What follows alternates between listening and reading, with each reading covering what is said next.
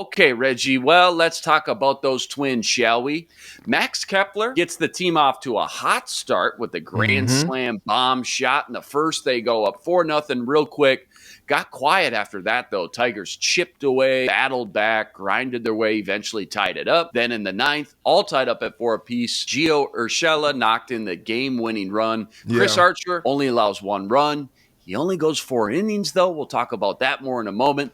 But the Twins win their 5th in a row and now have won 24 of their last 31 games versus Detroit at Target Field. Not bad, not bad. Reggie, they only had 2 good innings, really, when you look back at this one. It just happened to be the Mm-hmm. first and the last. And Everything the in between, last. pretty average at best. Some might say Twins probably shouldn't have won this one, but they do, and that's been the theme and just the vibe this year for this team. Your quick takeaways on last night's 5-4 victory. Well, it was interesting because we caught up with Rocco earlier before the game, and he was talking about how this team just has a penchant for winning games all kinds of ways, whether, they're playing small ball, no home runs, they're gonna, have a pitcher's duel or, anything like that. They seem to be winning games in a myriad of ways. And last night was a good example of that. I think they did what they had to do to win that game. And it was weird because, I was watching the game, right?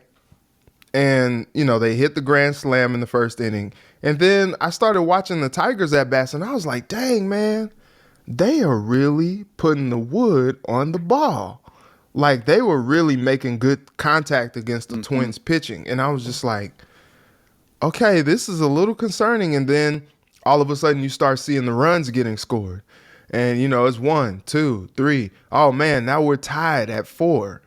And now it looks like the Tigers, kind of have the momentum and kind of have the advantage.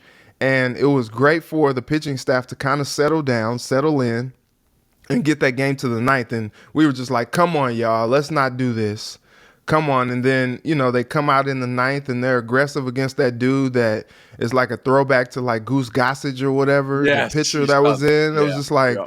who is this dude? Where What did movie they is get he him from? He's a paid Like, actor. That's I not a real know. guy. I'm like, who is this dude? Like, flashback to like the 1930s or whatever. Like, where did they get this guy from? So, they come out and Kepler takes advantage of him early. Mm-hmm. And then he gets all the way to third. And I'm just like, look, man, there's no outs.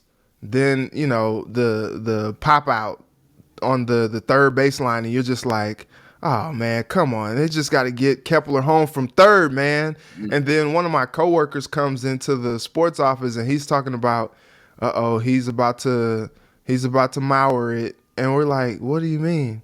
He's going to ground out into the double play. I'm like, no, please don't put that out into the atmosphere because we're just hoping, we're waiting to go on air at this point, and we're hoping that we're not going to extra innings because we're just like, look, that's not good for anybody. Right. And I'm like, come on, don't do this. And then Urshela comes up and he hits this ground ball. I'm like, oh my God, did he just jinx this thing? And it goes to Javi, and I'm like, okay, well, it's probably not going to be a double play ball. At first I'm like, okay, get through the middle of the infield. And then Baez does a good job to stop it. But I think that ball was just kind of hit a little bit too hard for him to handle it. And they were playing in too. Yeah. Of course, they had to, play in too, which I think quite a bit. Yeah. And so Urshela becomes the hero. And, Kepler scores easily from third, and we're sending all the fans home happy. So, you can't be mad at 5 straight, but it's just like Rocco was like, he was all knowing. He was doing a bit of forecasting, if you will, because he was talking about how they win games, kind of crazy, and that's exactly what they did. They won a game that was a little unorthodox, and they got it done. And I was talking on that in my sportscast last night. I was like, what does that mean? Usually that means you're a pretty good baseball team. But, other people will say on the other side of that, well, they were only playing the Tigers. So it's just like, look, that's good practice for when they do play the teams that are a little bit better, that they have some confidence knowing that they can win these games all kinds of ways. And confidence goes a long way. Yeah, good teams find a way scratch and claw and win baseball games. Mm-hmm. Everybody wins 60, everybody loses 60, but that 42 games in between there, what you're known for. And I think, again, the Twins are just finding ways, like you said. You mentioned Rocco. We touched on it yesterday, but in case you missed it, I want to do a quick deep dive on Rocco's decision to pull his starters so early in these games, even when they're pitching well, like last night. Archer only allows one run, but gets pulled in the fourth. Reggie, Archer hasn't gone past the fourth inning in any of his 8 starts this season.